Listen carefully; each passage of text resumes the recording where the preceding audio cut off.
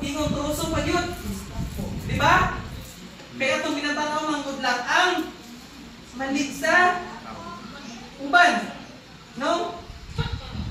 So sa mga wife, di kadalasan, so magkadalasan, mapupunta sa mga wife, no? Kaya kung mag-away ang mga husband and wife, katong 10 years na mali, pabalik pa to.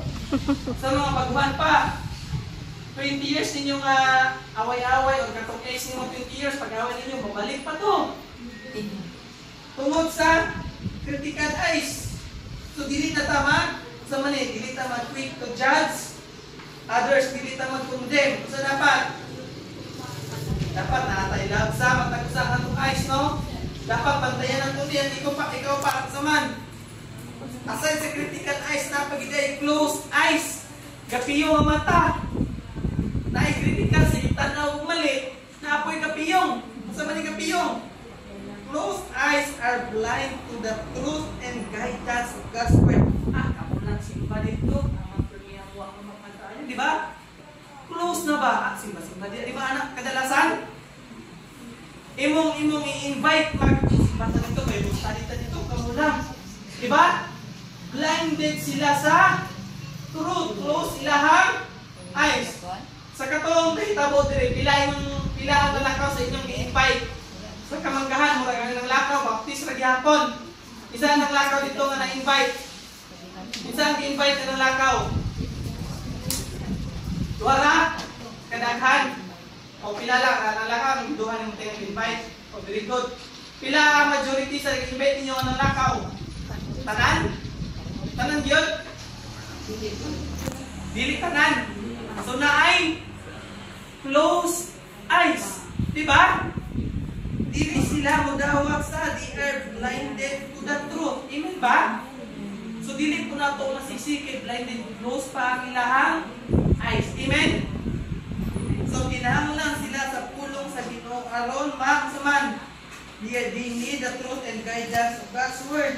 Isa ang Bible character na close pinagihang eyes. Kinsa man ang inyong makuan, kinsa man ang inyong maksanig. Kinsa? O, sige ba? Pila ka flag ang ibuhat ni Moses? 10 flags. Ang first board, di ba mo na nauso karon nga na mga balay, nga na mga cross-cross. Ang story, ana, Passover, di ba? Dugo nga yung ana.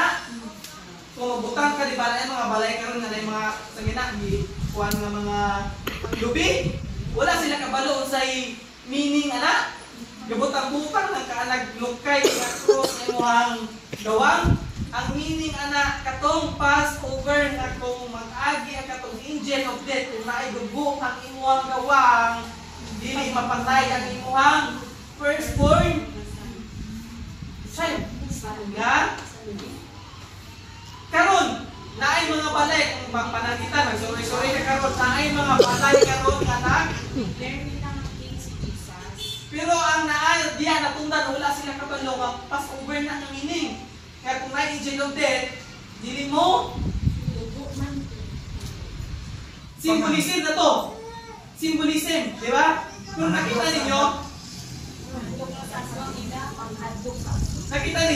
symbolism, kung nakita ninyo, kung sa kagahi o heart, kung sa kais, di ba, nakita ni Paraon tanan, di ba? Nakita niya ang